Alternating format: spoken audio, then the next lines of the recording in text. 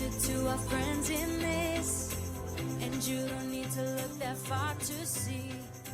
Hello, everyone. This is your always tactful host, Pendy. And this is Paul, also known as EastX Twitch. Oh, damn it. I don't know if I can go on here. Dai is struggling against insurmountable odds. We've got the end of service for Tact. Should we keep going? But thou must. I guess. Only one more month for Tact. Should we keep the guild going, too? I think we just had our last guild tournament. But thou must.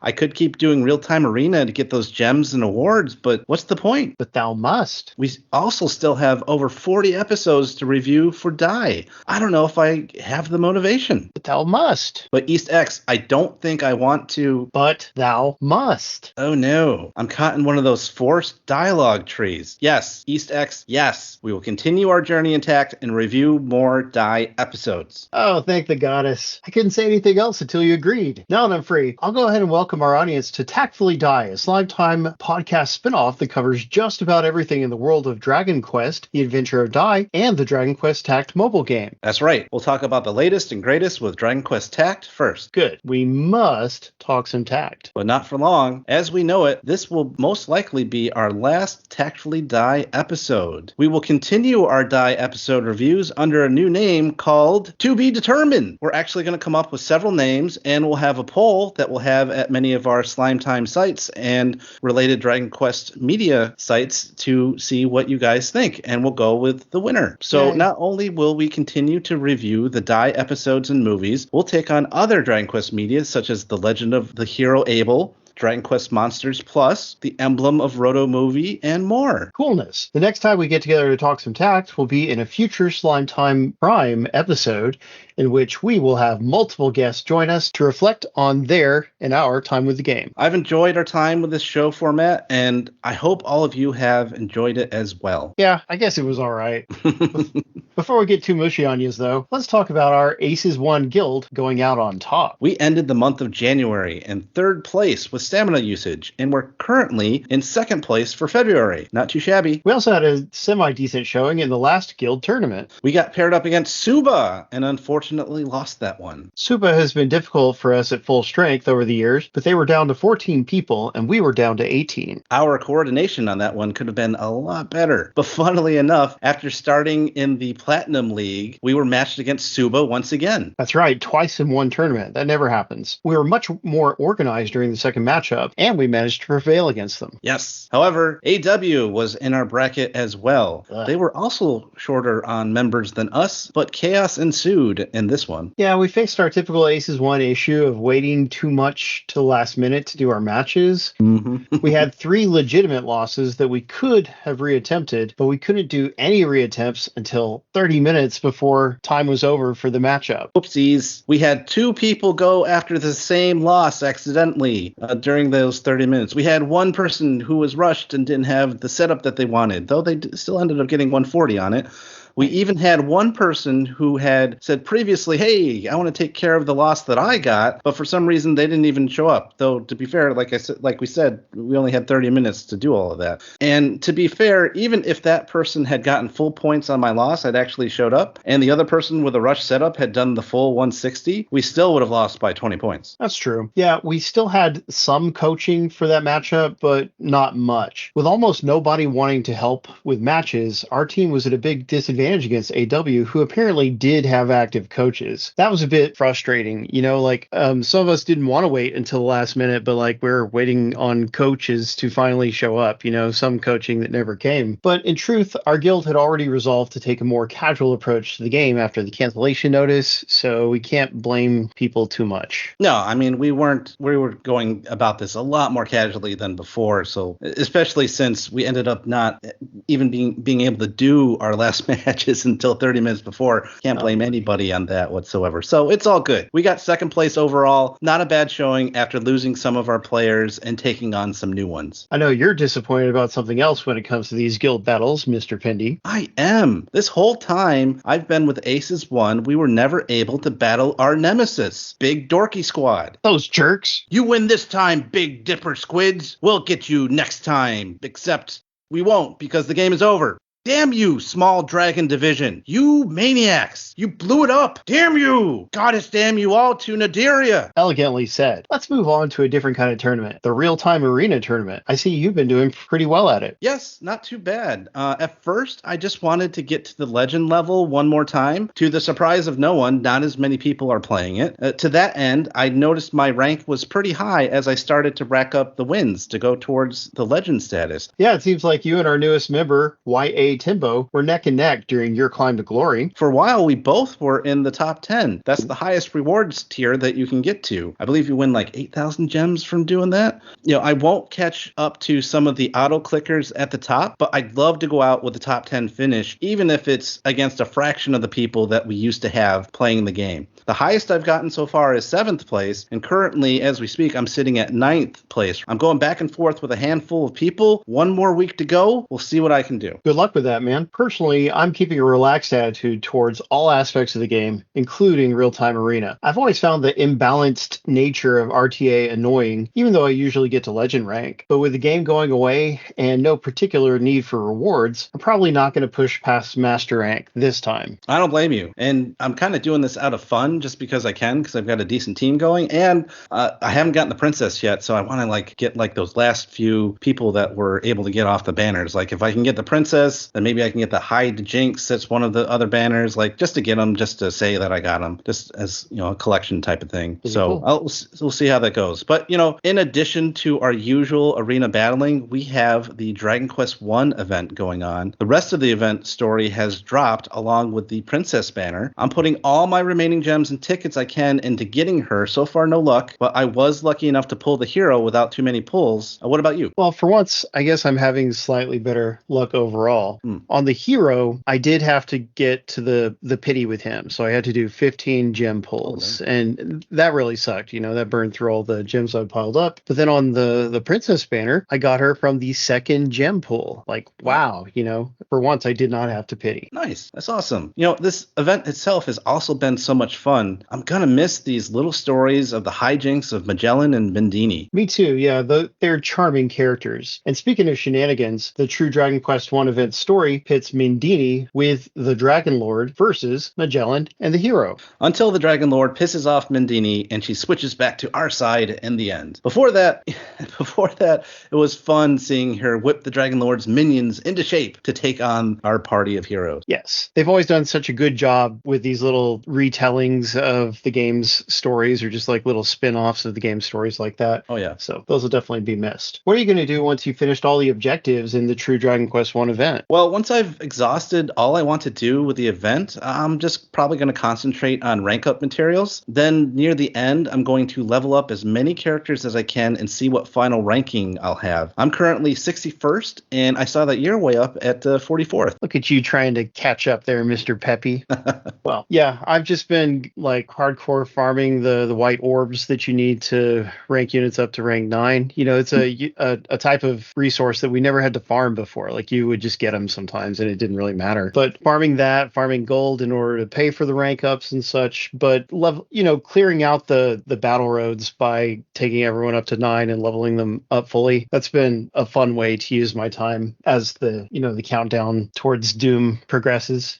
Now then, before we get into the die portion of the show, it's time for our final tact tip of the day. Tip of the day! Did you know that gacha games are temporary? That's right, tacticians. You can't take it with you. If you plan to use money, be careful how much you spend. Time and again, we've seen gacha games close down unexpectedly altogether, or just the global side of the house, like it did with Dragon Quest Tact. Just be aware of that risk going into these types of games. That's not amazing, but good advice. That was our final tact tip of the day. Tip of the day, tip of the day, tip of the day. Now let's get into some Dai. Every week, we're going to review 3 episodes from the newest Dragon Quest The Adventure of Dai anime. We'll also get into other related news we find in the world of Dai as well. Let's start by talking about episode 59, The Survivors. In this episode, the heroes deal with the fallout of losing to King Vern's forces. All over the world, King Vern's palace has been dropping enormous stakes into the ground. These stakes explode and leave gigantic craters, wiping out any nearby cities as well. It's terrible. Mom and Pop wash up on shore, where they're picked up by the surviving forces of good, who've made a forest-based camp. These forces have combined with the survivors of the Kingdom of Karl. Queen Flora Flora of Carl has survived as well. Her heroic attitude helps to lift everyone's spirits after their defeat. Meanwhile, Dai is confronted by the Mother Dragon as she prepares to take him to the afterlife. To her shock, Baran appears. When Baran was killed by the Black Core, he attached his soul to Dai's soul. Baran pleads to go to the afterlife in Dai's place so that Dai can have another chance at aiding the surface world. The Mother Dragon agrees, and Dai is eventually reunited with everyone else. Soon after, King Vern sends an invitation to the remaining human kingdoms to watch the execution of the captured Hyunkel and Crocodile. It's definitely sad vibes all around, but it's a good episode. We are reminded of how evil King Vern, hey Vern, and his forces are as they start to go around wiping out the surface world. Once again, poor Zabora can't catch a break, as it's shown that Miss Vern has no respect for him. The scene where Kilvern is floating around some cards is also great. It's a fun effect, and I always enjoy his dialogue with the other characters. His prediction of bad fortune is what inspires King Vern to set up the execution and make a trap for any other would-be adversaries. Getting to see Queen Flora's connection to Avon and Mam's father Roka was very entertaining as well. It makes me look forward to eventually checking out the fan translation of the prequel manga. The episode does a good job of showing the stakes and what will happen to the world if Dai's team doesn't stop Vern. However, we still get a bit of levity when the fake heroes show up. Oh yeah, that was good. It's been a while since they last appeared, though I believe they show up more often in the manga. The fake heroes arrive to get blasted by one of Vern's bombs, but it's played in a somewhat humorous way that indicates that they might end up surviving. You can't really tell. Another funny scene is when Pop wakes up on the beach and prepares to fight the bear, called an Ursa Minor. We quickly learn that the Ursa Minor is a kindly member of Chu's Beast Commandos, and that's a relief. I also enjoy the scene between Miss Vern and Zabuera. It's not so much that Zabuera can't catch a break, it's more that Miss Vern feels some loyalty to Hadlar, and therefore looks down on Zabuera for betraying him. I mean, Zabuera sucks.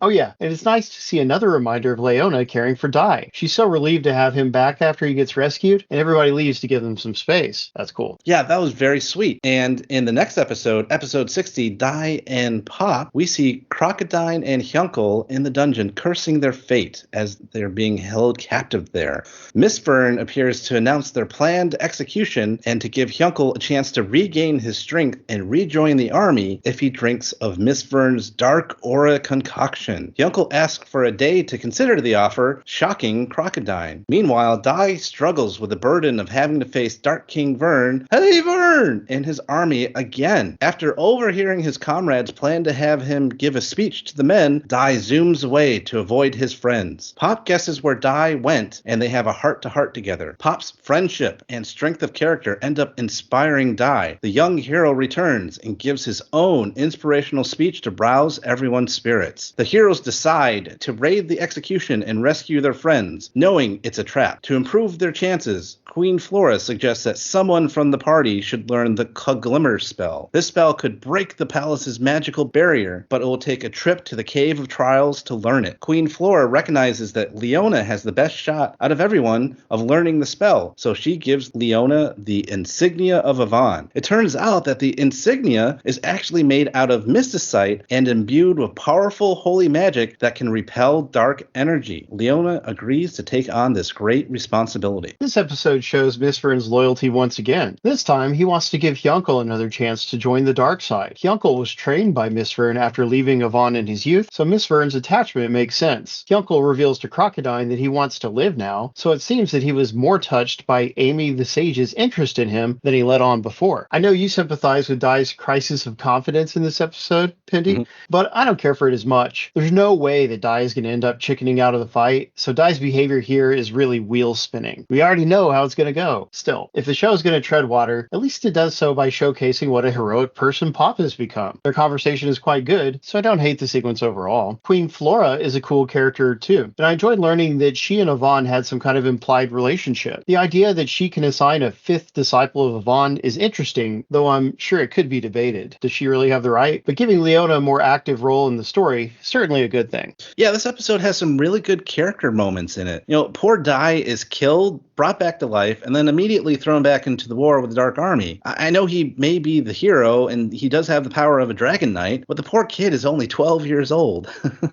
I don't blame him for freaking out a bit. And Pop, as you mentioned, is an absolute all-star here, inspiring Mam and Dai. His character has come such a long way since the beginning. I also like how the show depicts when Pop arrives to find Dai at its very lowest, and then they simply use the sound of the waves of Tehran where they're at to overlap the initial commercial break insert instead of the usual music that goes on there until they come back. On a lighter note, I really love the Beast King commandos here that Chu commands. As Chu points out, he now has 10 monsters under his command. He's got a Droll Drone, Sea Slime, Spiked Hair, Ant Nibbler, Draki, Ursa Minor, Pterodactyl, Rumblebee, Overtoad, and of course, Gomei-chan. That's a fun collection of Dragon Quest monsters whose names I knew for sure. Every one of them. Didn't have to look that up at all. I thought it was interesting that Queen Flora gave over her insignia of Yvonne to Leona. I think it does make sense. Leona is basically the cleric class of the party who is best suited to learn Kuglimmer. The Cave of Trials she'll need to go through is one of my favorite parts of that show, of this show that is coming up. Is probably the most Dragon Quest inspired section of all the episodes. But before we get to that, we have a little bit of an interlude in the main story. Let's talk about episode 61, Yvonne the Hero. With this episode, we take a little break from the main storyline. This episode flashes back to the time when Yvonne was a member of the Order of Karl. Hadlar has successfully brought much of the world to its knees, except for Karl Kingdom. The king is currently sick and bedridden, so young Princess Flora rules in his place. Hadlar seeks to change this and sneaks onto the castle grounds. He brings a bevy of magic cylinders containing an array of monsters at his command. Hadlar then crashes into the throne room while riding a giant green dragon. Something suddenly appears in the air around Hadlar's monsters, though, and they all go berserk. Yvonne also arrives in the throne room with a magic bullet gun that he fires at the green dragon. The same pinkish dust that affected Hadlar's other monsters comes out of the gun. Yvonne reveals that the dust is a coagulant made from poison moths. It confuses monsters, causing them to go berserk. Aha! Hadlar knocks his dragon out and attacks Yvonne. Yvonne counters with a variety of spells and attacks. Hadlar breaks out a kaboom spell, however, forcing Yvonne to take up a defensive posture to protect the princess. Before Hadlar can let loose, the captain of the Karl Order and Mom's future father, Roka, cuts off one of Hadlar's hands. Sweet. Hadlar blasts him away, though. This enrages Yvonne, who cuts loose with an Yvonne Strash that blows Hadlar out of the castle and into retreat. It's revealed that because Yvonne saved the life of Princess Flora when she was younger, she encouraged him to join the Order of Karl. Yvonne didn't want to show anybody up, though, so he kept his true skills secret. Yvonne realizes that he currently lacks the power to finish off Hadlar, so he sets off to become stronger. Roka decides to join him as well. Yvonne and Princess Flora then exchange gifts. Yvonne receives the Amulet of Karl, and he gives away his first piece of mysticite, later known as the insignia of Yvonne. I really liked this side story. There's a lot to unpack here. First is the fight between Yvonne and Hadlar. The mix of spells and attacks going back and forth was excellent. Probably one of the best animated fights in the series, in my opinion. Next is that green dragon that Hadlar is riding. I absolutely loved the art for it. The pose where Hadlar is sitting atop of it, threatening the princess, is so good. Lots of good poses with that dragon before he takes it out.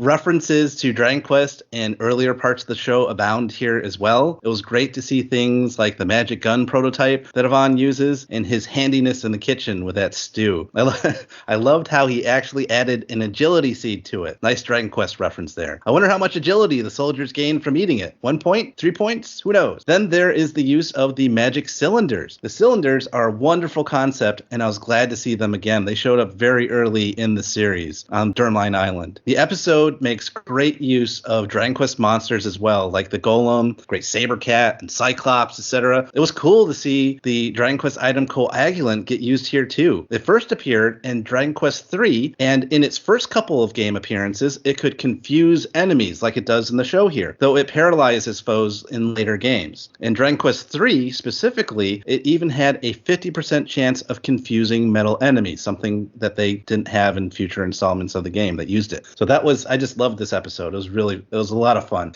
And it's a great little kind of side piece leading into the next episode, which is going to be, I'm looking forward to watching it again because it's such a Dragon Quest filled episode. Ooh, well, that was some choice trivia. Thank you. It's hard to step away from the main plotline for a full episode like this, especially for a prequel story. But thankfully, the episode is really good, like you said. We never got to know Yvonne very well before he died, so it's definitely good to finally have a look at what he was like back when he wasn't teaching Dai and Pot. Yvonne was quirky even back then, but his idiosyncrasies like wearing glasses and hiding his true powers, Superman style, and teaching girls to cook just make him more lovable. What a great guy he was. Roka, Mom's dad, makes a good impression too. Roka is dead when the series begins, so he's been the hardest person from Yvonne's team for us to actually know. So finally we have some kind of impression of him. Yeah. I also like seeing Yvonne get the upper hand against Hadlar. Early in the series, Hadlar kills Yvonne, and we knew that Yvonne is the one who stopped Hadlar in the past, but this episode lets us witness the origin of their enmity. And speaking of some future media we will be reviewing, I found some Emblem of Roto news today. The Emblem of Roto is a popular Dragon Quest manga series that ran from 1991 to 1997. The story covers events between Dragon Quest III and Dragon Quest I. Among other media, there's a movie adaptation, a long-running sequel manga series, a CD drama, and much more. Additionally, a pop-up store for new merchandise for the original series will be in Japan near Tokyo later this month. Thanks to Battle France from the Dragon's Den for the find. We'll have the link to the store's website in the show notes. I also happened to be browsing YouTube, and I noticed that you can find the full movie adaptation subtitled in English. I'll put that link in the show notes as well. But man, oh man, I got my holy grail of Dai merchandise today. Really? What were you jonesing for after all the crazy things you've already gotten? It was this Dai event exclusive. They had this pop-up museum for the manga, and they were selling these little Pop and Man pillows. You could only get these at the event, and I wanted them so bad. I love the artwork on them, and it's really nice kind of chibi-style art for Mam and for Pop. Neat. How'd you get your hands on them? I had talked about this in the Dai channel for the Dragon's Den Discord server. Our resident Super Avon fan, Esoterica, turned me on to this import site called Suruga, oh my god, I knew I was going to have trouble with this. Suruga, yeah, that specialize in used Japanese import merchandise. Well, thank you very much, Erotica. So you found the pillows there? I did. What I didn't realize is that the pillow has Pop on one side and Mam on the other. I thought they were separate deals. So, I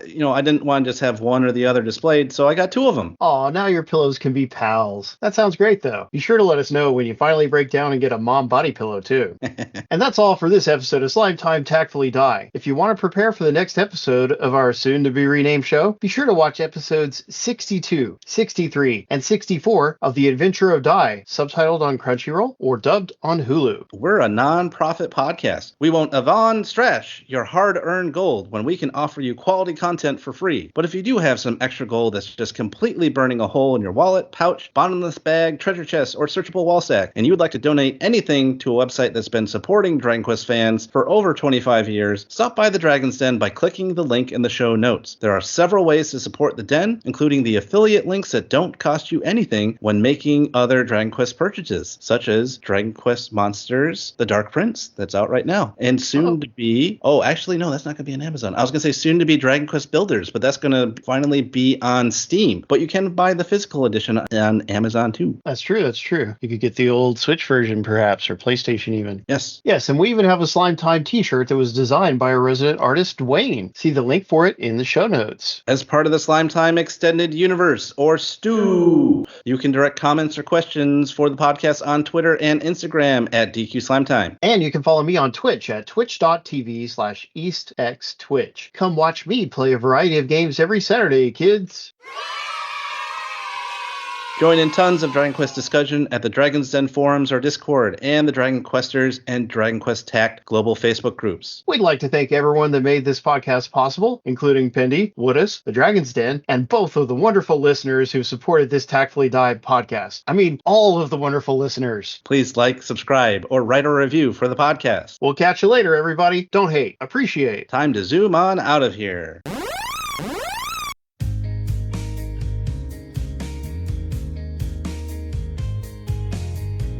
I'm no good at keeping it all in perspective.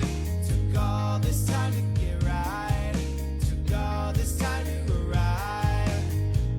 And back then, I used to alone like a weapon.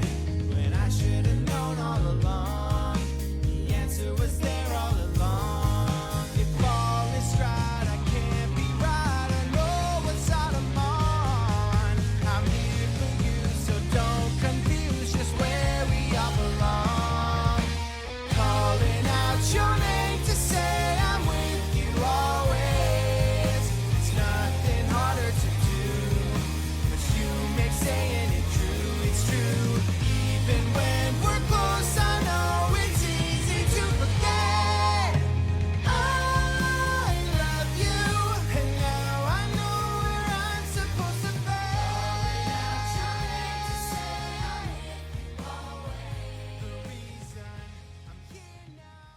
This is slime time! General Flazzard here! Beware my five-finger flare!